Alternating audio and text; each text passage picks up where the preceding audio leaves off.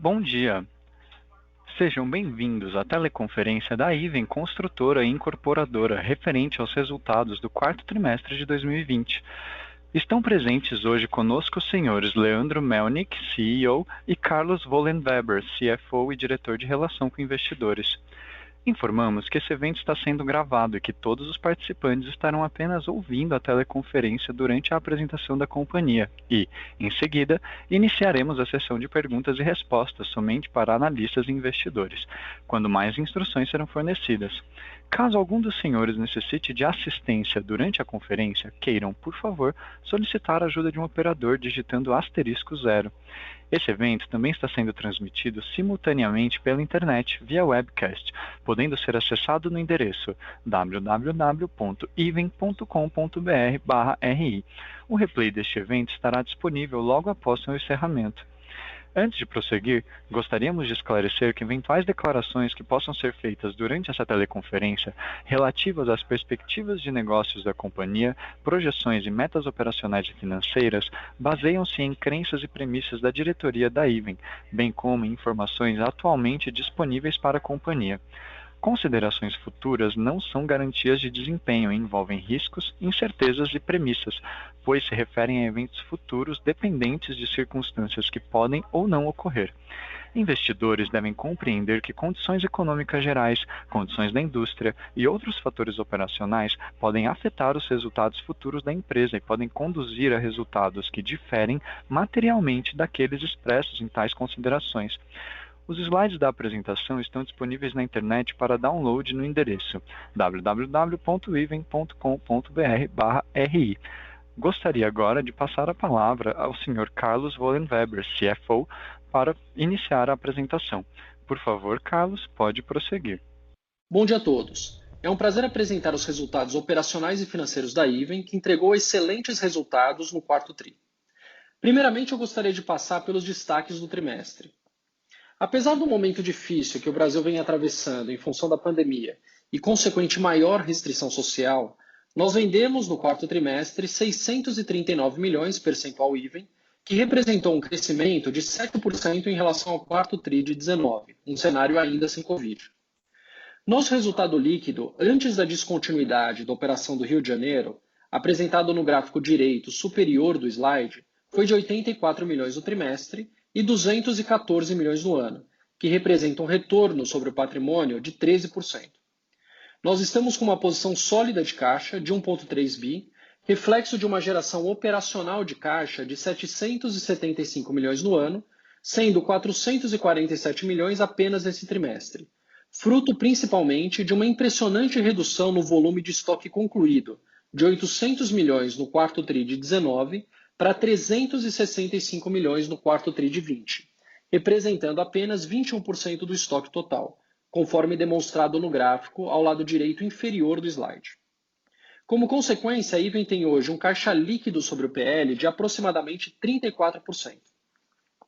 Importante destacar que a quitação da compra do Hotel Fazano pela Gafisa Properties, representando um valor de 248 milhões, se deu em janeiro desse ano, e, portanto, o caixa não está contabilizado no quarto trimestre.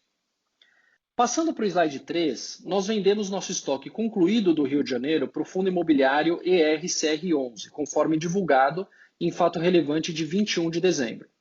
O estoque alienado consistia em 3 empreendimentos residenciais, sendo 2 no Recreio e 1 no Botafogo, e 4 projetos de salas comerciais na região central do Rio de Janeiro.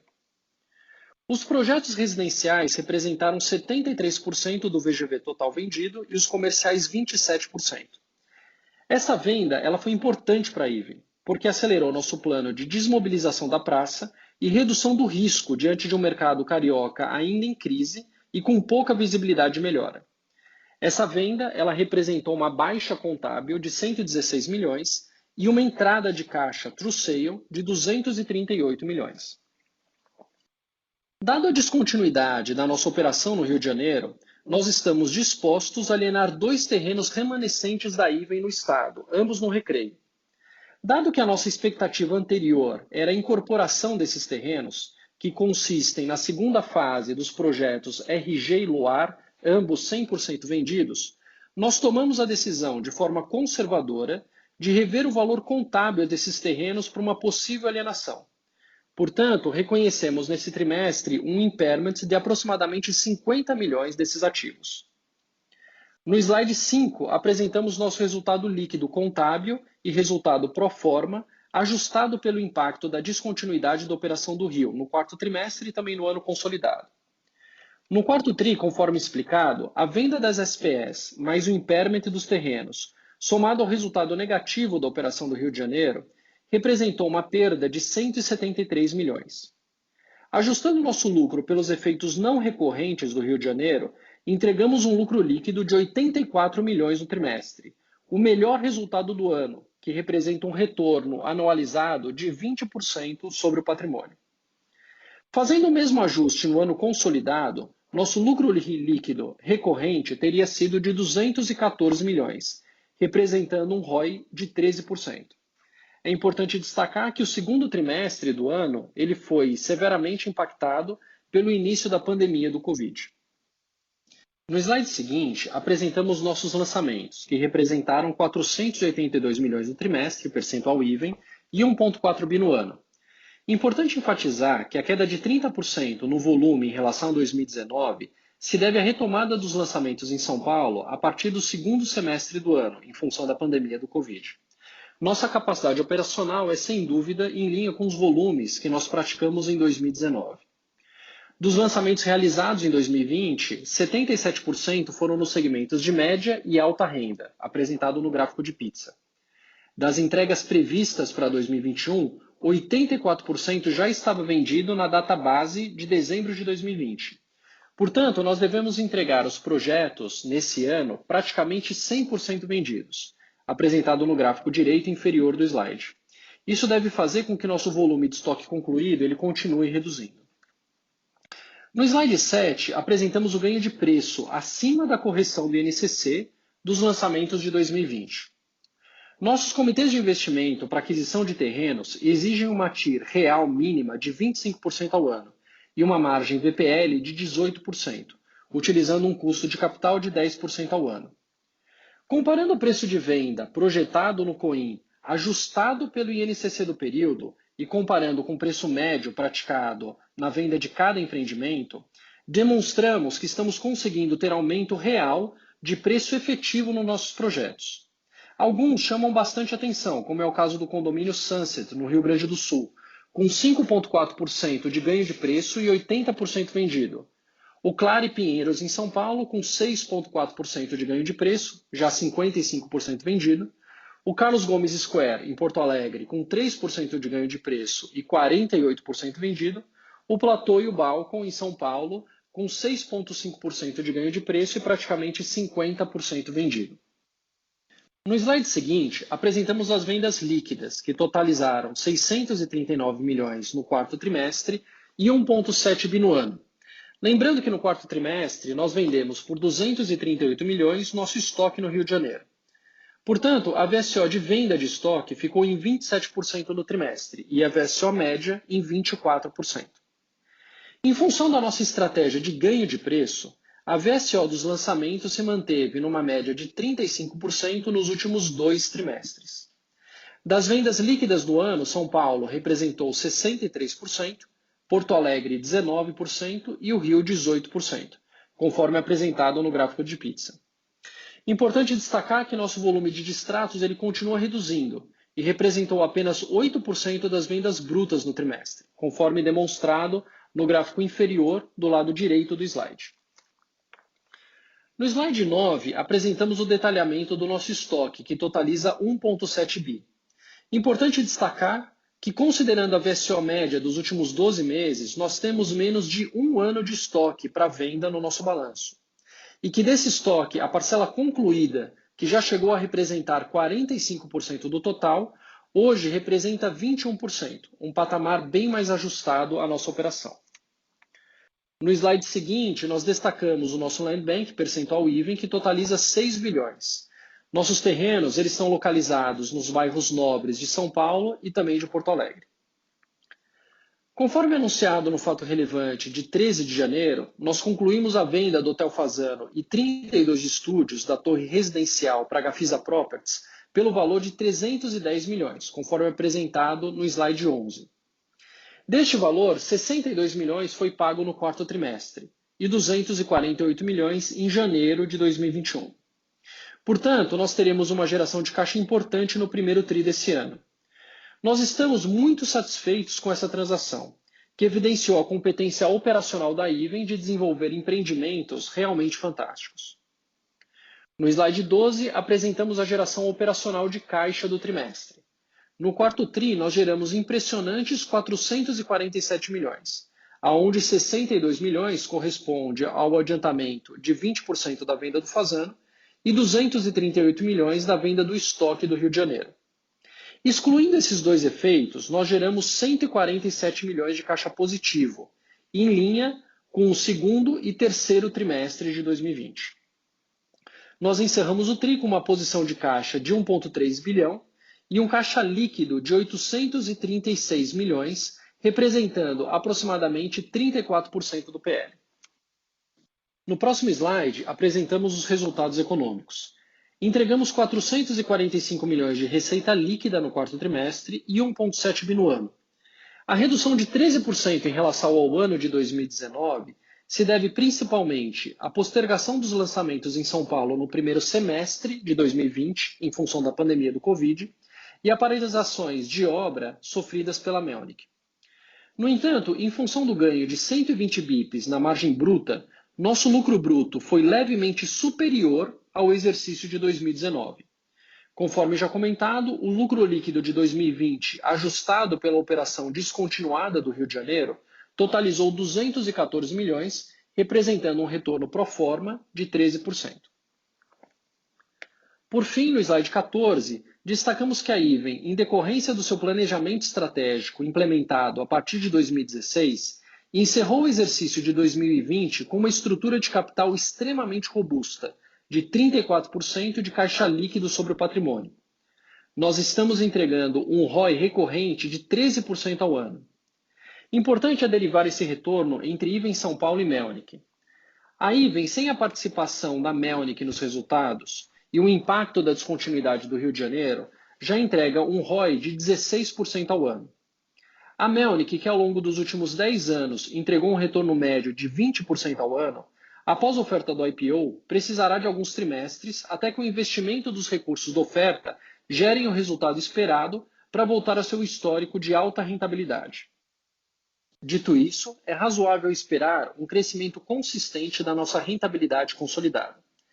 Estamos focados na Praça de São Paulo capital, através da marca Iven, e no Rio Grande do Sul com a marca Melnick, regiões que conhecemos o mercado com profundidade e esperamos entregar retornos consistentes aos nossos acionistas.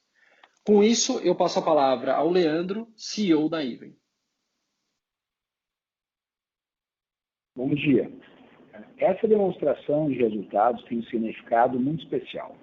Fechamos o primeiro ciclo de planejamento estratégico da empresa após a entrada do Fundo Meu Pai em 2015, quando assumimos o conselho e eu assumi a presidência do conselho da Iven. E implementamos, à época, o novo planejamento estratégico da empresa, o planejamento de 2016 a 2020. Nesses 5 anos, realizamos alterações importantes na empresa. Redefinimos o propósito e a visão da companhia. Definimos como nosso principal direcionador a rentabilidade, medida pelo ROI. Buscamos ser a empresa mais rentável do setor. Para atingir esse objetivo, estamos trabalhando com muita energia em diversas frentes. Gostaria de destacar algumas evoluções na nossa operação de São Paulo nesse período de 16 a 20. Em termos de eficiência operacional, passamos de 2016 do G&A sobre VGV de 14,6 para no final desse período para 4,7. Resolvemos os nossos problemas jurídicos, as nossas contingências. O nosso estoque residencial chegou no final do quarto tri de 2020 em 365 milhões, o menor estoque residencial pronto dos últimos anos. Somente nesse ano, passamos de 800 milhões de estoque residencial pronto para 365 milhões. Nós lançamos no período 20 projetos, 3,7 bi.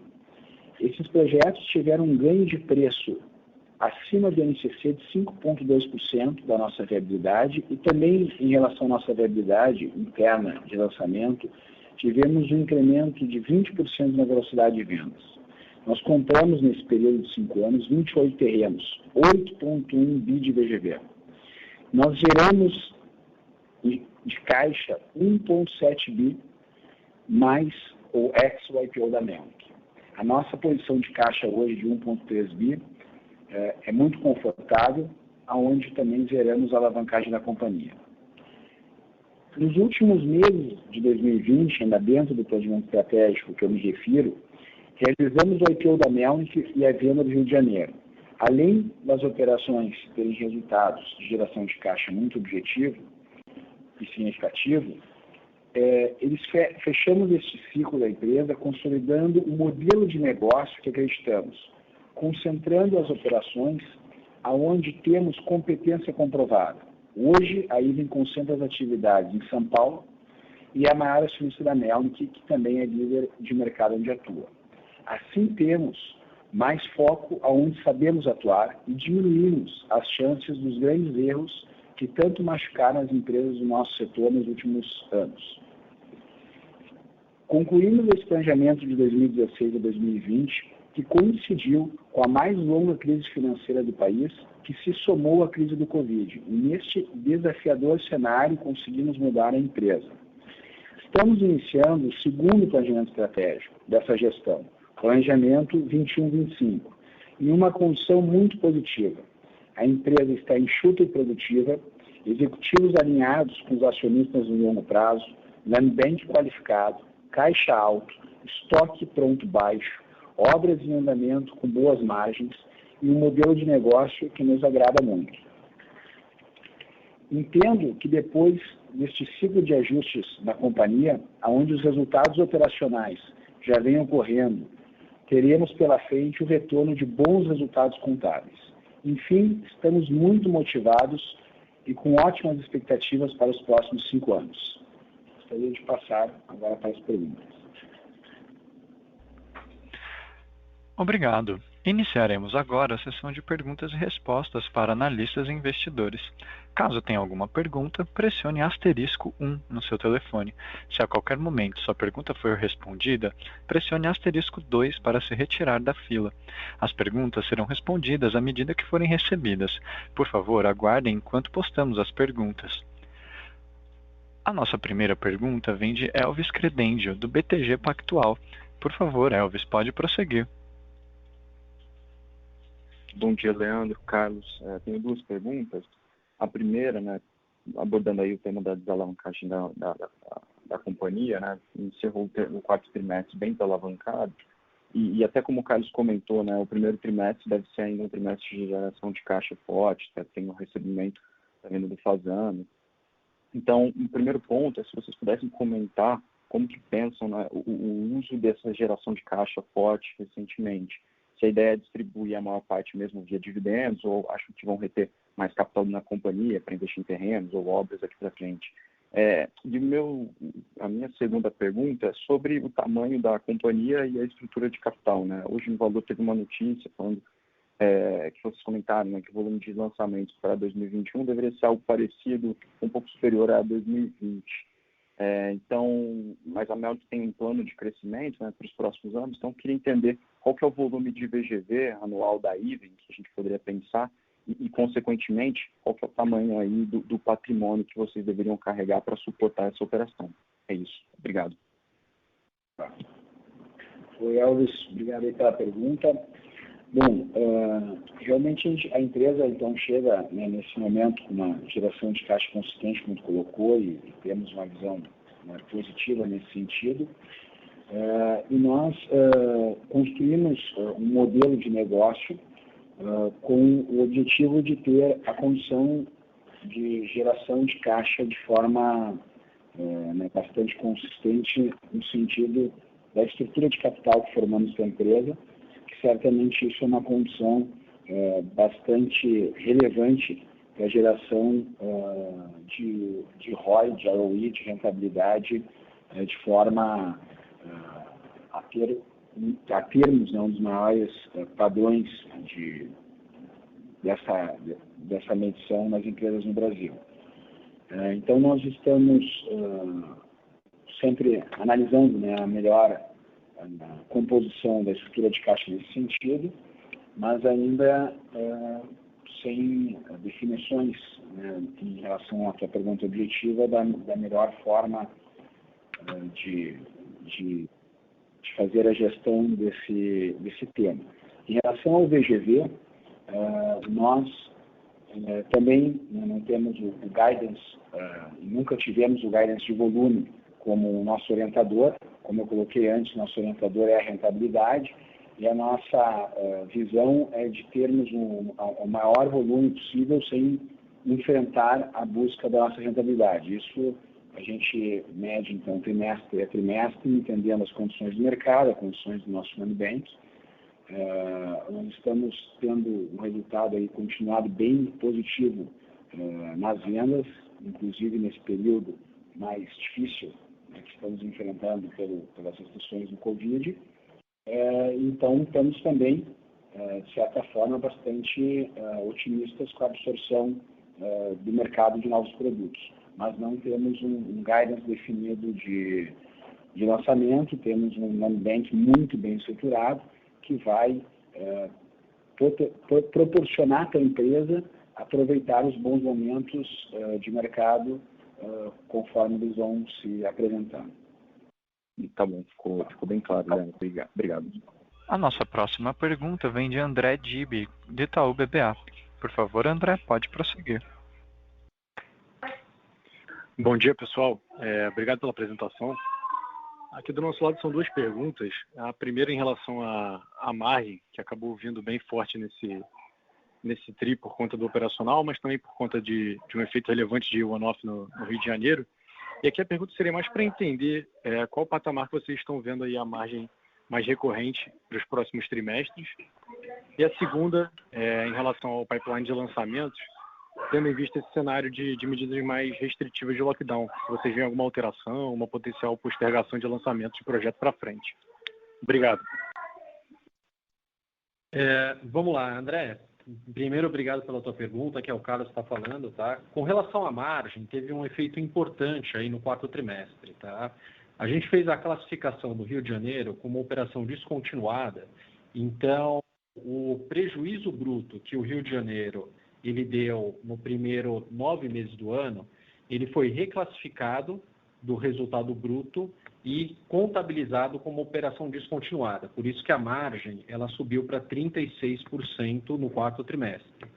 Se a gente ajustar esse efeito, ela foi uma margem de 32,7%, que é uma excelente margem, né? É uma melhora de 200 bips se a gente comparar com o trimestre anterior, com o terceiro trimestre, né? Por que disso?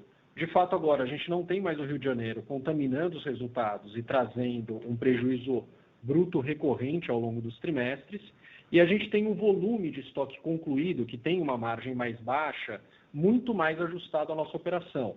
Então, hoje, a maior parcela do resultado da receita e do lucro que a gente contabiliza vem dos novos projetos e projetos recentemente lançados, o que faz com que a nossa margem seja uma margem muito mais saudável.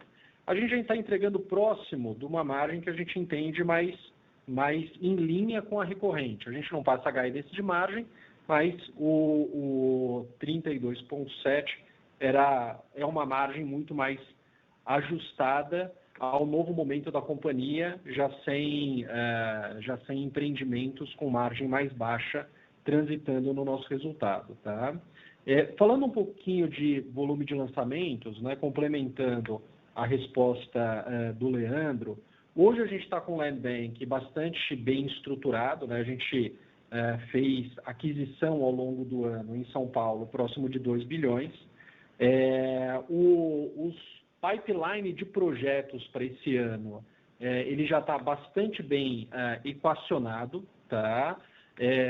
E adiantado no processo de aprovação, com uma capacidade de lançamento muito mais em linha com o que a gente praticou em 2019 do que a gente praticou em 2020. Foi um ano que a gente, infelizmente, nós passamos aí 6 meses em São Paulo sem lançar.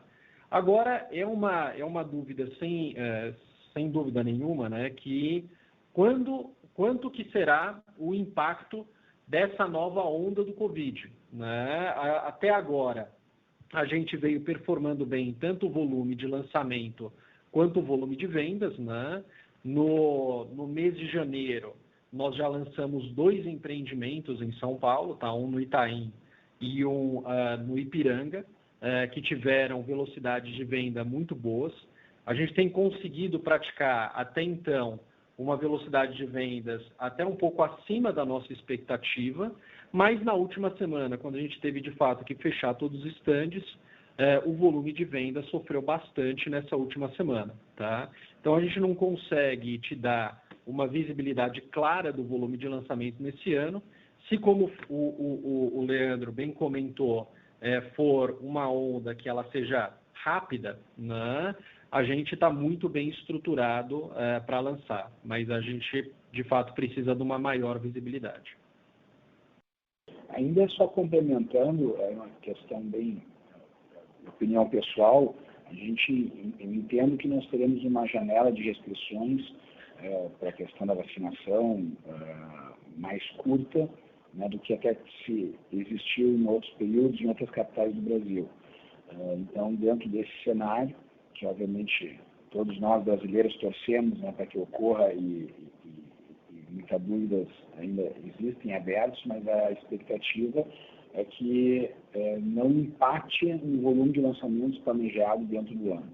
Hoje não estamos com essa expectativa pela condição, principalmente dos últimos lançamentos estarem sendo muito bem absorvidos pelo mercado, então nós estamos com a expectativa de não impactar dentro do ano o nosso volume planejado.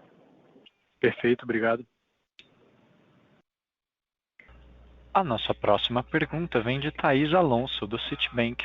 Por favor, Thaís, pode prosseguir. Oi, bom dia. Primeiramente, parabéns pelo resultado, pelo direcionamento da companhia. Eu queria, seguindo a pergunta dos meninos, eu queria perguntar sobre Land Bank. De 2019 para cá, a Even tem crescido o Land Bank, especialmente em alto padrão. Deve ter uma diretriz da companhia focar no alto padrão em São Paulo?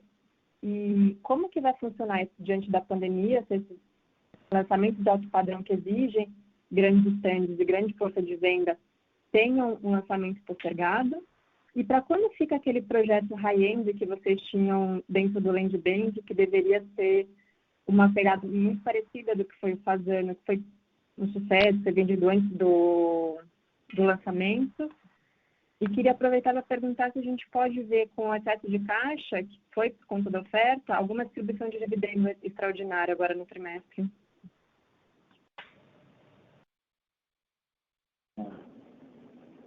Thaís, eu não sei se eu consegui pegar todas as questões da pergunta pela questão do áudio, mas vou te responder, qualquer coisa eu complemento, tá bem? Perfeito. Bom, primeiro sobre a questão do Land Bank e do alto padrão, a gente tem um foco na empresa, muito claro, desde 2016, em atuar onde a Even tem mais competência. Então nós inclusive diminuímos, vamos dizer assim, o mapa da cidade de São Paulo, concentrando na região de maior alta renda, mas nós não temos o foco de ser exclusivamente uma empresa de altíssimo padrão ou de alto padrão. Nós temos um foco de desenvolver projetos diferenciados que consigam ter uma margem maior pelo cliente entender que tem um valor agregado em relação aos produtos da concorrência.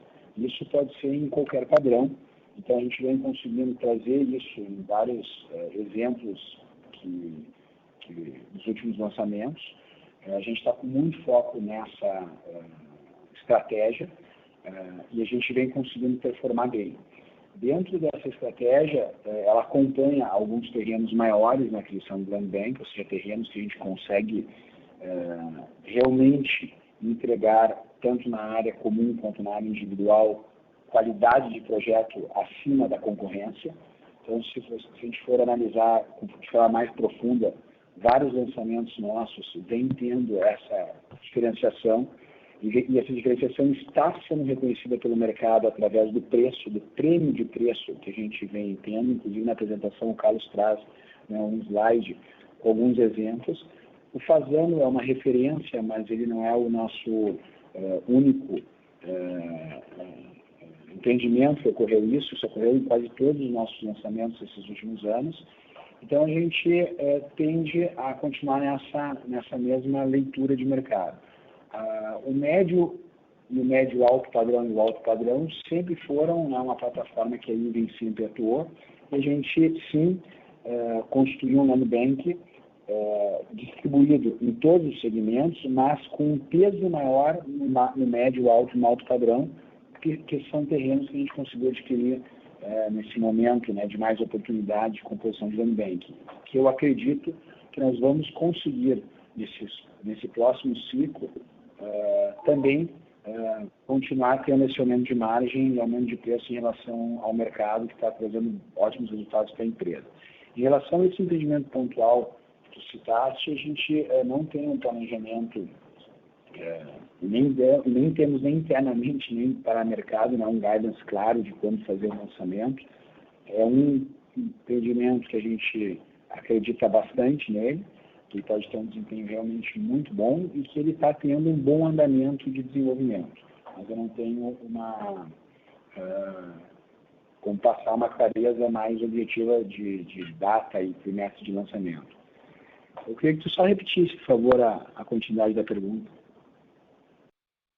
A sequência da pergunta era se esses projetos mais high-end, eles devem ser impactados por conta do Covid, dado que por conta dos lockdowns em São Paulo, dado que eles exigem um stand mais bem localizado, o cliente acabe na sua loja comprar. Isso deve atrapalhar um pouco mais o trimestre, no ponto dos lançamentos, vocês segurariam um pouco até a normalização da situação. E se existe uma perspectiva de distribuição de dividendo, dado a empresa está super desalavancada agora. Perfeito, obrigado. Não, eu não acredito que a gente tenha um impacto por causa do Covid nesses produtos. Acho que até antes pelo contrário. Tá? A gente vem conseguindo produzir, eu acabei de comentar, assim, produtos em terrenos maiores, com muita infraestrutura, com uma solução de coworking muito legal. Então, eu acho que o nosso tipo de produto está sendo beneficiado pelo Covid. É um empreendimento com muita oferta de soluções dentro do próprio site do terreno. Tanto por infraestrutura e outras questões que nós estamos entregando, pet place, em todos os projetos, grandes áreas de lazer. Então, a gente está vendo isso como um diferencial. A gente viu e ouviu muito falar, né, na busca de casas, de empreendimentos residenciais fora da cidade, e a verdade é que a grande população mora e consome imóveis dentro da cidade de São Paulo, e esse tipo de empreendimento que a gente está ofertando, ele está muito alinhado a essa nova expectativa. Pontualmente no trimestre, eu acredito que nós não teremos grande impacto, porque nós estamos tendo até esse final de semana um volume muito positivo de velocidade de vendas e em condições de preço também bem interessantes. E tivemos agora essas restrições que nós vamos acompanhar, mas eu estou com a expectativa que a gente consiga manter no consolidado do trimestre um desempenho de vendas dentro do planejado. Em relação à sua pergunta sequencial de dividendo, eu vou deixar para o Carlos aqui responder. Oi, Thaís, aqui é o Carlos, tudo bom? Bom, de fato, a nossa estrutura de capital ela está bastante confortável, sem dúvida, né? A gente tem uma visão bem conservadora no sentido de manter a companhia bastante sólida para atravessar qualquer momento de crise, tá? A nossa assembleia ela está programada para o dia 28 agora de abril e, portanto, a gente até o dia 28 de março nós vamos soltar, né, o edital de convocação da assembleia com a proposta da administração e lá vai conter a nossa proposta de distribuição de dividendos. Tá? Então, até lá eu não posso passar nenhuma visibilidade objetiva de qual será o dividendo proposto. Perfeito, muito obrigada. Lembrando que para realizar uma pergunta, basta digitar *1. Mais uma vez, para realizar uma pergunta, basta digitar *1. Um momento enquanto coletamos as perguntas. A nossa próxima pergunta vem de Marcelo Mota, do Banco JP Morgan. Por favor, Marcelo, pode prosseguir. Oi, boa tarde. Eu fui desconectado por um período, então se a pergunta for repetida, fique à vontade para a gente falar offline. Mas queria que vocês pudessem comentar um pouco sobre a questão da inflação de custo nas margens. Enfim, vocês comentaram que os projetos estão ganhando preço, vocês estão conseguindo, aí, estão otimistas com esse cenário, mas entender se essa margem mesmo ajustada aí de quase 33%, né, tirando o efeito do Rio agora no quarto tri, você acha que existe algum risco para ela pelo custo de construção ou de repente pela questão de supply chain também, que tem ficado apertada, enfim, para alguns itens? Se vocês pudessem só comentar sobre esse ponto. Obrigado. Oi, Mota, aqui é o Carlos, tudo bom? Bom, vamos lá. A gente está conseguindo colocar uma margem bruta na companhia bem mais ajustada ao saudável, né? Quando a gente olha para frente, por isso que durante a apresentação a gente trouxe alguns exemplos, nós estamos conseguindo repassar preço no nosso metro quadrado vendido desses lançamentos acima do INCC, tá? Na prática, nas obras que a gente tem, o aumento de custo ele está vindo um pouco acima do INCC também, tá? Então, a gente não promete uma expansão de margem, mas a gente tem uma segurança boa que a gente deve conseguir recompor margem em função desses ganhos de preço que nós estamos tendo nos produtos que nós estamos comercializando, tá? Então, a gente acredita que a margem ela deve ficar estável, a gente não vê, a princípio, nenhuma redução de margem no nosso resultado. Perfeito. Na Obrigado. mesma linha, mas só um complemento, Márcio, eu acho interessante, que é vou chamar de um dado. A gente vem, né, com as ferramentas desenvolvidas aí nos últimos anos, com todos os estouros de custos que aconteceram na década passada, e a gente aprendeu com eles, a imputar no momento adequado ao orçamento de obra, né, o seu aumento de custo e, consequentemente, levar para o preço de venda. O dado positivo disso, primeiro, é o fato de a gente ter essa capacidade, acho que não só a gente, o setor inteiro, de fazer isso com mais precisão que no passado, é que as vendas continuam em um bom volume. Então, nós estamos conseguindo, né, transferir o custo para o preço e tanto as vendas quanto a carteira de recebíveis continua saudável, continua ok, e o volume de vendas continua positivo. Então, isso nos deixa na tranquilidade que o Carlos acabou de comentar da manutenção, né, da margem, não vendo problema acentuado por enquanto nesse aspecto. Obrigado, Leno.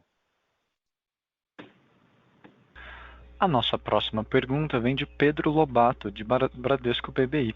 Por favor, Pedro, pode prosseguir. Bom dia, pessoal. Obrigado pelo call. A nossa pergunta aqui é em relação se esse excesso de caixa, vocês acham que ele pode mudar a estratégia da companhia de compra de terrenos via permuta? Obrigado. Oi, Pedro. Tudo bem? Obrigado pela pergunta.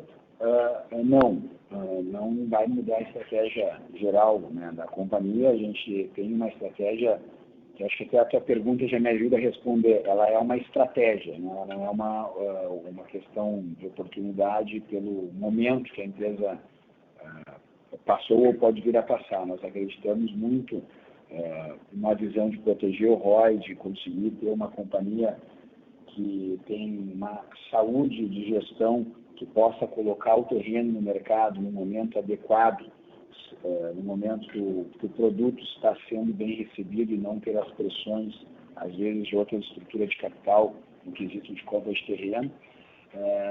Então, nós acreditamos realmente nessa estrutura como uma estrutura muito saudável para o nosso setor num país como o Brasil. Achamos que ela defende a geração de uma boa rentabilidade, um ROI muito alto. E nós, só pelo outro lado, nós temos o volume da empresa dentro de limites que nós entendemos que a companhia tem a condição de gerar projetos, não somente com grande eficiência, com grande retorno, mas também não incorrer em erros que, às vezes, a pressão também por guidance, por lançamento, pode levar. Então, eu digo isso para concluir a resposta, que nós não pretendemos fazer uma alteração, uma guinada, vamos dizer assim, da estratégia da companhia. Mas, claro, com o caixa mais elevado que nós tivemos no passado, nós sempre estamos fazendo ajustes pontuais para melhorar o desempenho do nosso resultado, mas nós não devemos fazer uma mudança exatamente por ser uma estratégia no qual a gente acredita muito no médio e longo prazo. Perfeito. Obrigado. Lembrando que para realizar uma pergunta basta digitar *1. Não havendo novas perguntas, encerramos neste momento a sessão de perguntas e respostas. Gostaria de passar a palavra ao Sr. Carlos para as considerações finais. Por favor, Carlos, pode prosseguir. Obrigado pela participação de todos aí na nossa teleconferência. Só reiterando, conforme a gente procurou transmitir aqui, nós estamos bastante satisfeitos com o resultado da companhia e animados com o ano de 2021. Obrigado e até a próxima. A teleconferência da Iven está encerrada. Agradecemos a participação de todos e tenham um bom dia.